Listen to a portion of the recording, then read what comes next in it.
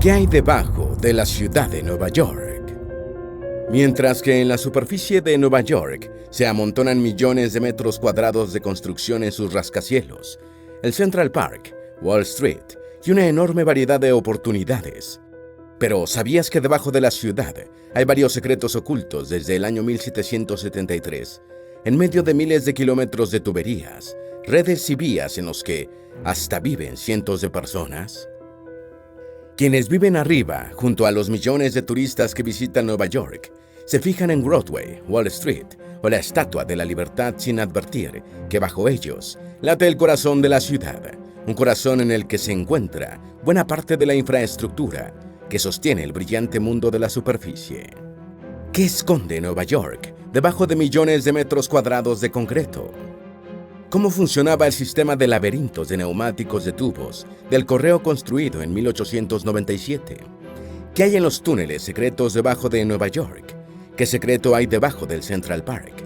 Hoy en Crea y Transforma te llevaremos a un recorrido por el inframundo neoyorquino. Acompáñanos. Antes de meternos a fondo, no olvides suscribirte a nuestro canal y activar las notificaciones para mantenerte al día con nuestras actualizaciones.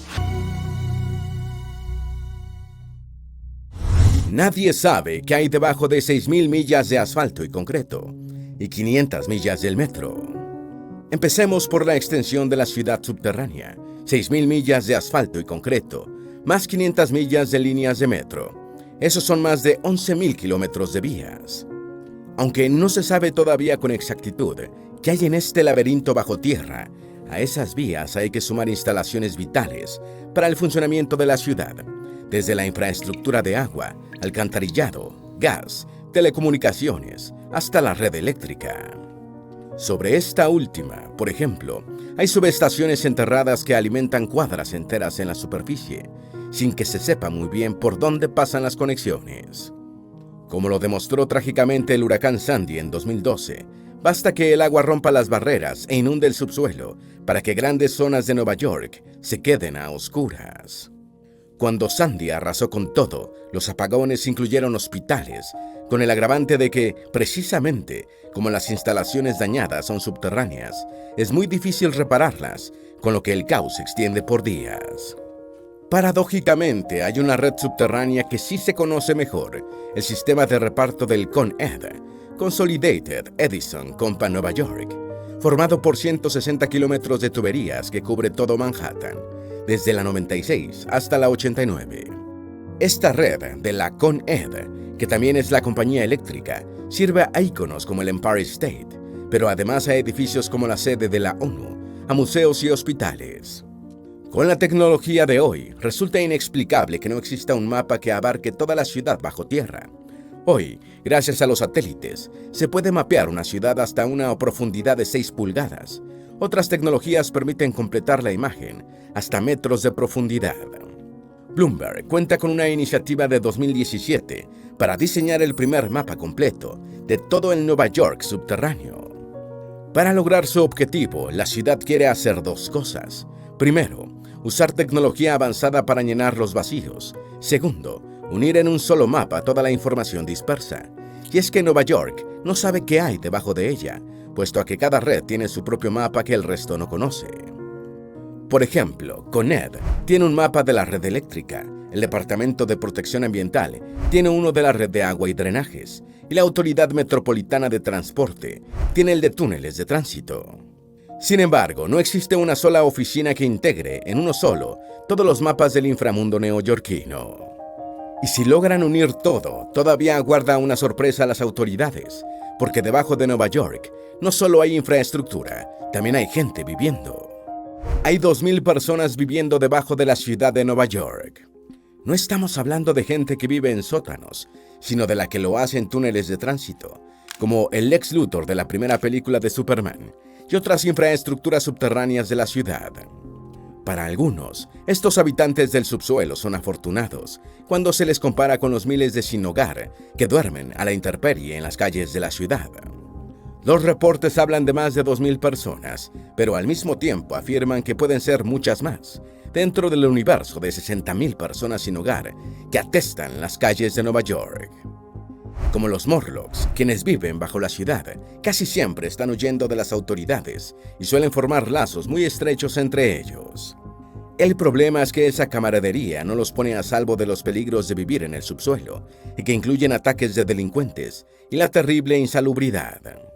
Con todo y esas duras condiciones, la ironía está en que muchos de los que habitan bajo tierra lo hacen justo debajo de algunos de los lugares más famosos de Nueva York. Y esto lo han hecho por décadas, porque hay registros de gente viviendo en el subsuelo desde hace casi un siglo, desde la Gran Depresión. Tal vez el problema había pasado desapercibido porque la gente topo, como los apodan algunos, trata de ser invisible para los habitantes de la superficie, sobre todo para evitar que los desalojen de los lugares que ocupan ilegalmente. Pero si aguzan la mirada, los neoyorquinos podrían verlos en la vía 61 del metro de la ciudad, una sección abandonada, también en los mismos vagones activos, donde se quedan tanto como pueden, asimismo en estaciones de trenes y de metro en desuso.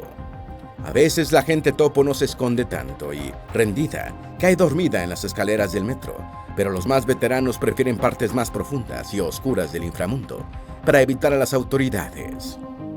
En medio de esa vida tan dura hay historias que ofrecen algo de esperanza, como la de los mendigos que usan, para leer, la luz que dejan pasar las ventilas de respiración. También están los que se hacen acompañar por sus mascotas mientras se aventuran bajo tierra como única compañía. Esos pocos miles de mendigos que viven bajo Nueva York son la otra cara de las cerca de 300 personas que la abandonan a diario, hartas de lo caro de los alquileres y de lo hostil que es la ciudad con los que menos tienen. El laberinto de neumáticos de tubos del correo postal de Nueva York todavía sigue ese sistema debajo de Nueva York. No todo es miseria y peligro debajo de Nueva York. Entre 1897 y 1953, un sistema de tubos neumáticos repartió el correo de la ciudad en un recorrido subterráneo de cientos de kilómetros. Esta infraestructura de contenedores cilíndricos, impulsados por aire, transportó millones de cartas en lo que fue el sistema de correo más avanzado del país. Era tan moderno que podía tomarle 3 minutos recorrer más de 2 kilómetros para entregar una carta. En la superficie no había nada más rápido para la correspondencia, salvo el telégrafo.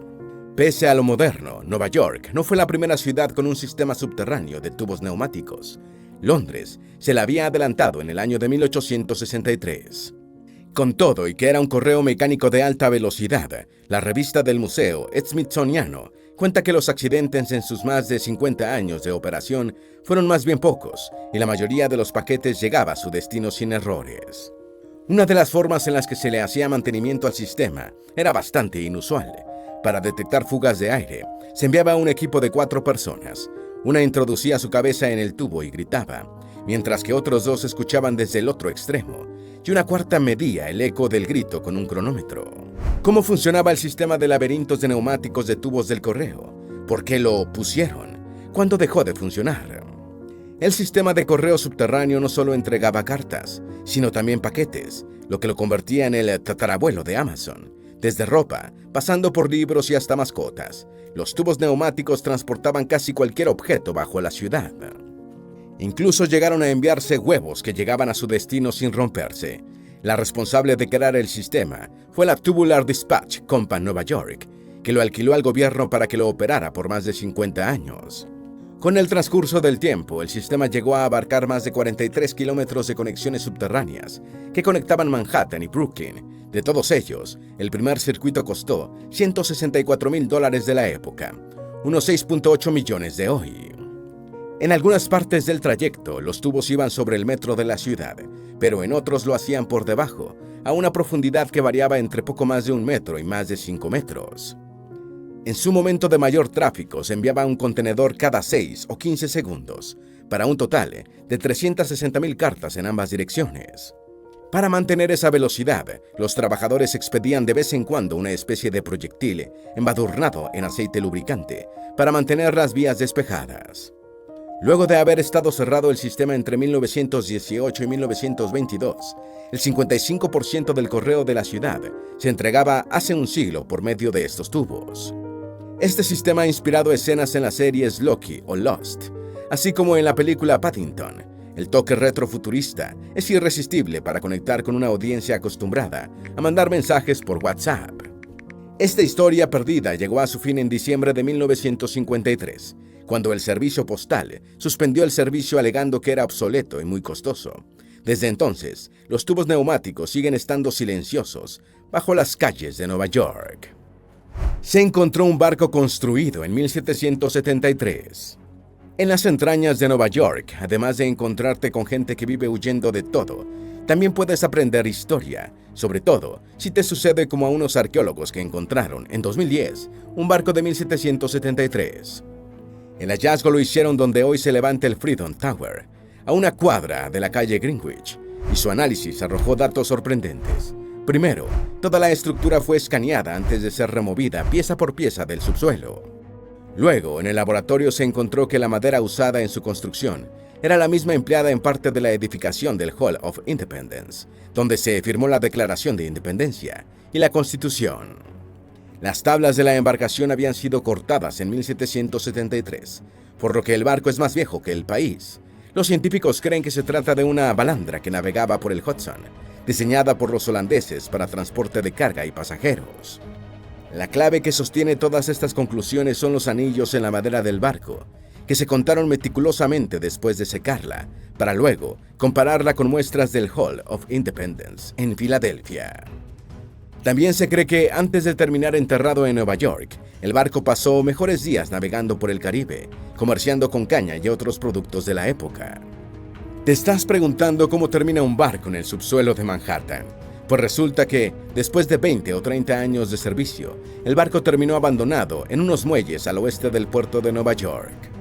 Con el paso del tiempo, las construcciones y la actividad de la ciudad fueron arrojando desperdicios y escombros a su alrededor. Para 1818, el barco quedó enterrado y los muelles se expandieron sobre el río, y sobre ellos se construyeron rascacielos y vías. Si no hubiese sido por la construcción de la Freedom Tower, nunca se hubiera desenterrado esta historia. Los túneles en Chinatown de la mafia china datan de 1844. Junto a toda la infraestructura de servicios que mencionamos antes, bajo New York también hay una red de túneles construida por la mafia china, de la que tampoco se tiene una imagen completa y que no ha sido vista en 180 años. Esta red cruza por debajo del Chinatown, en el Lower Side de Manhattan, al igual que otros barrios étnicos como Little Italy o The Hell's Kitchen. El Chinatown se construyó relativamente aislado del resto de la ciudad, lo que permitió que la mafia lo dominara. Hoy es un must turístico, pero a mediados del siglo XIX, Chinatown era el centro de las tongs, las familias mafiosas chinas que dominaron Nueva York mucho antes de que los italianos siquiera soñaran con hacerlo. Entre los negocios de estas hermandades de delincuentes chinos estaba explotar a inmigrantes ilegales de su país, apuestas y contrabando. A medida que el imperio criminal crecía, todas estas actividades se fueron mudando bajo tierra, a la red de túneles que habían construido las tongs para escapar de la policía. Los chinos también enterraban a los muertos que dejaban las guerras de pandillas en estos túneles, así que eran multifuncionales, garitos, bodegas, guaridas y cementerios, un todo en uno. Como hoy están lejos los días de esplendor de estos criminales, la comunidad china decidió explotar la leyenda y construyó un centro comercial subterráneo, donde existió una encrucijada de túneles de las tongs. Si visitas Nueva York, puedes ir a la calle Dodgers, cerca de la esquina sangrienta, descender bajo ella y comprar un recuerdo en el centro comercial. Hay una red de túneles secretos debajo de una sinagoga en Nueva York. Esta es, junto a la invasión de ratas, la noticia amarillista más reciente sobre el inframundo neoyorquino. Se trata de un incidente que se hizo viral el 8 de enero en redes sociales, luego de que supuestos miembros de la Chabad Lubavitch War Headquarters, una sinagoga ortodoxa en Crown Heights, Brooklyn, se enfrentaran a la policía que protegía a unos obreros que sellaba un misterioso túnel debajo del edificio. A medida que se incendiaba la red con los videos, se desataron las más disparatadas teorías conspirativas, y es que el incidente se prestaba para ello. Para empezar, los responsables de la construcción son miembros de una pequeña secta hasídica. Luego estaban construyendo lo que parecía una red de túneles debajo de Brooklyn, sin motivo alguno. Con el ataque de Hamas el 7 de octubre, tan cerca, las sospechas eran aún peores. Los influenciadores fueron particularmente irresponsables y echaron mano de todo el historial falso contra Israel. Con los tiempos que corren, Miembros de la comunidad y de ligas antidifamación mostraron su preocupación por el rumbo de esta historia, una más de la Nueva York enterrada. La revista Rolling Stone se encargó de desmentir los bulos cuando aclaró el motivo detrás de los túneles. La revista señaló, para empezar, que no se trata de una red de túneles, sino de uno solo, aunque esto tampoco es exacto, porque lo que había a nivel del sótano del edificio era un pasillo de 2,5 metros de ancho, por 1,5 metros de alto y casi 19 metros de largo. Pero lo más alejado de una conspiración es que el pasadizo es el resultado de una disputa entre miembros de la comunidad Chabad, de la que se separó una secta más pequeña y más mesiánica que reclama acceso al edificio. Para estos excluidos, el pasillo era una forma de entrar a la sinagoga. Por eso, fue la misma sinagoga Chabad la que informó a la ciudad sobre la construcción y aceptó su sellado. El propio rabino de Chabad llamó agitadores a quienes chocaron con la policía, pero ya el daño está hecho. Hay alcantarillas desde que la ciudad se llamaba Nueva Ámsterdam. Obviamente que un recorrido subterráneo por Nueva York no podía dejar de incluir alcantarillas. De hecho, el primer artefacto moderno instalado en el subsuelo de Manhattan fue una alcantarilla. Hoy luce algo primitivo porque se trató de un simple canal debajo de Broad Street, cuando la ciudad todavía era holandesa. La idea detrás de esa primera obra hidráulica era descargar aguas negras en el Hudson, una práctica que, increíblemente, duró hasta el año 1986. A medida que la ciudad crecía, las alcantarillas se multiplicaban, aceleradas por brotes de cólera, como el de 1840. Algunos de los drenajes que todavía sirven a Nueva York datan de esa época anterior a la Guerra Civil. Entre esas reliquias y otras más recientes, hoy la ciudad cuenta con más de 11,000 kilómetros de alcantarillas, 6,600 millas de tubos de agua.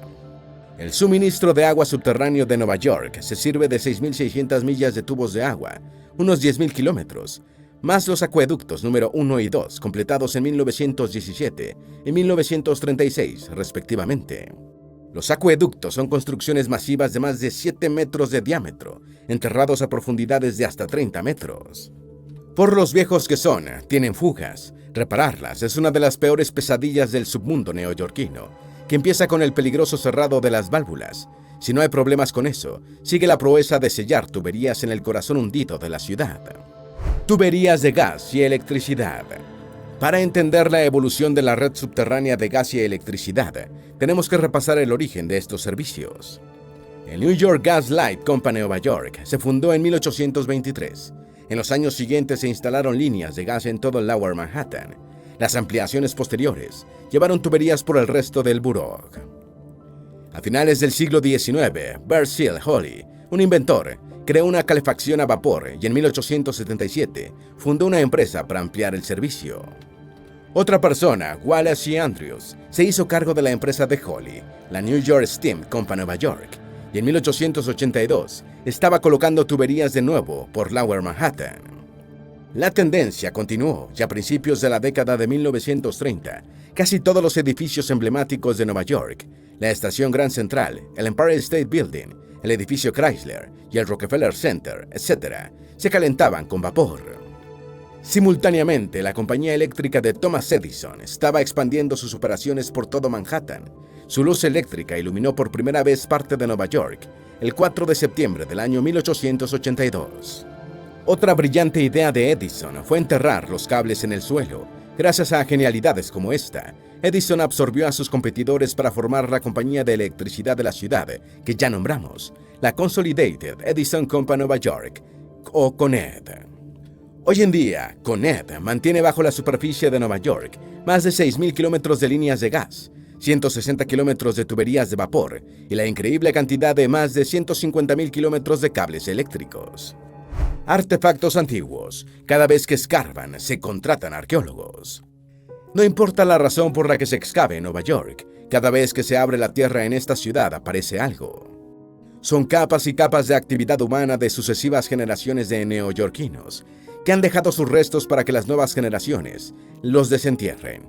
Por eso, las cuadrillas de trabajo encuentran monedas, piezas de vidrio y hasta huesos y dientes. Para asegurar el cuidado de esas piezas históricas, las agencias de la ciudad suelen contratar a arqueólogos, a la par que equipos de obreros cuando saben que trabajarán excavando. Pero cuando los trabajadores encuentran restos humanos, la rutina es diferente porque, en ese caso, a quien primero llaman es al forense. En 1913 se construyó la Grand Central Terminal. En este video te hemos pedido que no mires a las alturas de Nueva York y sus más de 280 rascacielos de 150 metros, y que por el contrario te centres en la oscuridad de sus túneles secretos y su infraestructura enterrada. Pero en el subsuelo de la ciudad también puede haber una belleza sobrecogedora. Uno de los mejores ejemplos de lo que decimos es la Grand Central Terminal, abierta en 1913 en Midtown Manhattan, en la 42 y Park Avenue, una obra de arte y de ingeniería que necesitó que se vaciara tanta roca como para llenar 4 edificios en Empire State. La Grand Central Station, como cariñosamente la llaman los neoyorquinos, es tan hermosa que, cuando se planeó demoler su vestíbulo principal en los 70, la mismísima Jackie Kennedy hizo campaña en contra.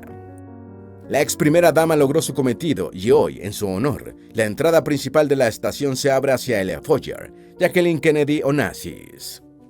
Los túneles secretos debajo de Nueva York. Están las vías del metro cerradas y los pasadizos de la mafia china, pero esos no son todos los túneles del Nueva York subterráneo. Junto a esos, hay cientos de kilómetros de túneles que enmarcan tuberías de vapor y cables de fibra óptica y de comunicaciones.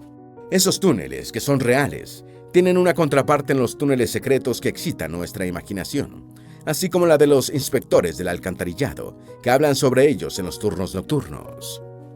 Incluso sin tener un mapa que incluya todo lo que podemos hallar debajo de la ciudad, lo cierto es que muchos de los túneles secretos de los que oímos no existen o han sido destruidos o sellados porque eran peligrosos. Hoy solo quedan en las leyendas urbanas porque sostienen el pasatiempo de muchos neoyorquinos que ya agotaron las historias sobre la superficie de la ciudad. Sin embargo, sí hay unos túneles neoyorquinos famosos por su uso secreto durante la Segunda Guerra Mundial. Los túneles de la Universidad de Columbia eran usados para transportar material radiactivo empleado en el Proyecto Manhattan.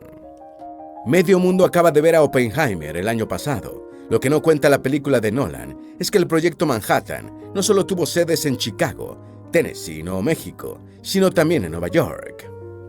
Específicamente en el campus de la Universidad de Columbia en Morningside Heights, cuyos edificios se comunican por medio de una red de túneles subterráneos, que además les proveen con servicios públicos. A inicios del siglo XX, los estudiantes también usaron los túneles para evitar el tráfico y llegar temprano a clases, en una ciudad donde los autos ya empezaban a ser muy numerosos. Son los mismos estudiantes los que cuentan que, mientras la universidad fue una de las sedes del Proyecto Manhattan, se usaron los túneles para transportar material radiactivo entre edificios. Aún sin confirmar, es muy posible que la historia sea verdadera porque, por ejemplo, hasta 2008, la única forma de llegar al sótano del laboratorio de física de la universidad era a través de los túneles. Durante la guerra, en ese sótano estaba un ciclotrón construido por John R. Dunning, un especialista en física de neutrones, un científico clave en el Proyecto Manhattan. La primera línea del metro de Nueva York fue construida en 1904. Aunque las líneas elevadas se construyeron apenas terminada la Guerra Civil, la primera línea subterránea no abrió sino hasta 1904. Primero tuvieron que consolidarse los 5 distritos de la ciudad en 1898. Esa línea inaugural se llamó la Línea Principal de Manhattan y medía 14.6 kilómetros. Iba desde la estación City Hall, atravesaba la calle Lafayette, que en ese entonces se llamaba Elm Street, y la avenida Park Avenue, hasta doblar en la 42 para llegar finalmente a Harlem. El primer día de operaciones, 150,000 usuarios pagaron 5 centavos por su ticket de metro. Urgida de un sistema de transporte masivo, fue la ciudad la que financió el proyecto emitiendo bonos. Y no solo eso, también fue ella misma la que construyó las líneas para luego ceder su administración a 2 compañías privadas, la Interborough Rapid Transit Company Nueva York, mejor conocida por sus iniciales, IRT, y la Brooklyn Rapid Transit Company Nueva York, BRT. Sin embargo, en 1940 la ciudad absorbió ambas compañías para dar paso, en 1953, a la Metropolitan Transit Authority, MTA. No hay duda de que el metro neoyorquino es un ejemplo de planeamiento urbano, pero la competencia entre los primeros constructores de sus líneas hizo que muchas de ellas se solaparan. Años después, cuando las redes redundantes fueron abandonadas, surgieron los túneles en los que hoy vive gente bajo tierra y que protagonizan las leyendas urbanas de la ciudad. Varias de esas líneas cerradas quedan en Lower Manhattan. Por eso, decíamos que muchos de los sin techo, homeless, que pueblan los túneles del metro, viven bajo algunos de los lugares más famosos de Nueva York. Décadas después, a las primeras líneas de metro abandonadas se fueron sumando las que quedaban a medio construir, cada vez que la ciudad sufría una crisis fiscal, como la de 1975, cuando se descartó el proyecto de ampliación de la línea de la Segunda Avenida. Debajo de Central Park quedan restos de la aldea de Seneca, una comunidad de afroamericanos fundada en 1825, que fue destruida en 1857. Ya vimos algo del nexo entre historia y la Nueva York subterránea con el hallazgo del barco de 1773, pero la ciudad que nunca duerme no podía quedarse solo con eso. Y es que debajo de lo que hoy es Central Park, cerca del Upper West Side, se levantó en el siglo XIX una comunidad de afroamericanos libertos conocida como Seneca. La aldea se fundó en 1825 y fue la primera de su tipo en la ciudad, aunque bajo el dominio holandés hubo una comunidad de afroamericanos parcialmente libres en Nueva Ámsterdam. Durante su auge, Seneca llegó a albergar más de 200 personas y en ella se construyeron 3 iglesias, 2 escuelas y 3 cementerios. Luego de los afroamericanos, Seneca también estuvo habitada por inmigrantes irlandeses y alemanes, pero todo terminó en 1857, cuando la tierra fue expropiada precisamente para construir Central Park, y las edificaciones fueron demolidas y los habitantes dispersados. Por décadas, el asentamiento fue olvidado hasta que los historiadores Elizabeth Blackmar y Roy Rosenberg publicaron en 1992 el libro de Park and the People, A History of Central Park. Pero no fue sino hasta 1998 que se creó el Seneca Village Project, que atrajo suficiente atención como para que se iniciaran excavaciones arqueológicas. Hasta ahora se han encontrado 2 tumbas, algunas paredes principales de una casa y depósitos de bodega. Hasta aquí lo que concierne a la historia. Ahora solo nos queda la leyenda urbana más terrorífica del subsuelo neoyorquino. Caimanes viviendo en las alcantarillas. Hay ratas, perros y gatos viviendo en las alcantarillas de Nueva York, pero caimanes. Esta es una leyenda no tan falsa. Todo empezó en la década de los 30 del siglo pasado, cuando la gente comenzó a creer que había caimanes viviendo en las alcantarillas de Nueva York y en las de otras ciudades estadounidenses. El responsable de esparcir esa creencia fue Teddy May, supervisor de alcantarillado de la época, que registró los reportes de varios inspectores que decían haber visto a los saurios en los túneles cerca de 1935. Sin ninguna prueba, May inició una cacería de caimanes por las alcantarillas de la ciudad, en la que cazadores aficionados armados con veneno y rifles no encontraron nada. Curiosamente, May no mencionó un encuentro real, el primero en la historia de la ciudad, entre un caimán y un residente, ocurrido en 1815 en Newton Creek, que terminó con el animal muerto en una exhibición en Manhattan. Unos 15 años después de la cacería de May, la leyenda cambió un poco. Esta vez se trataba de caimanes traídos por familias neoyorquinas que iban a vacacionar a Florida. Cuando volvían a casa y se daban cuenta de que los caimanes crecían, los abandonaban en alguna alcantarilla, y estos se volvían monstruosamente grandes comiendo ratas y basura. En esta variante de la leyenda, los caimanes eran siempre albinos. Hasta aquí la parte falsa del mito. Ahora veamos la verdadera. The New York Times da cuenta de los caimanes que han sido capturados en Nueva York, solo desde 2018. En enero de ese año fue Bobby hallado en Staten Island por la unidad antipandillas de la policía. En abril del mismo año, un espécimen llamado Toby fue abandonado en Brooklyn. En julio del año 2019 encontraron a Poland, un animal de 5 años abandonado también en un parque de Staten Island. En septiembre de ese año fue el turno de TikTok, que la policía encontró en una residencia de Brooklyn cuando ejecutaba una orden de allanamiento. Finalmente le tocó el turno a Wally, rescatado en Staten Island en octubre de ese año. Entre 2020 y 2022 no se encontró ni uno, pero el año pasado una hembra desnutrida llamada Godzilla fue encontrada en Prospect Park Lake, en Brooklyn.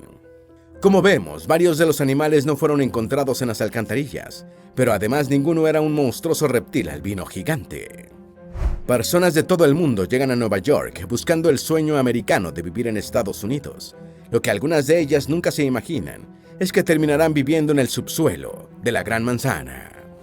Sus vidas, junto a todas las historias subterráneas de la capital del mundo, confirman que en Nueva York solo se construye verticalmente, pero no siempre hacia arriba, hacia la luz de los rascacielos, sino también hacia la oscuridad del mundo subterráneo.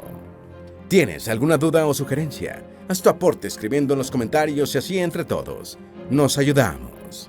Esperamos que este video te haya sido útil. Si tienes algo que agregar, por favor, compártelo con nosotros en la sección de comentarios. Dale me gusta a este video y envíale el enlace a tus familiares y a tus mejores amigos para que también se sorprendan cuando descubran qué hay debajo de la ciudad de Nueva York. Si eres nuevo en nuestro canal, no olvides suscribirte. Recuerda, la vida siempre es mejor creando y dando valor al mundo.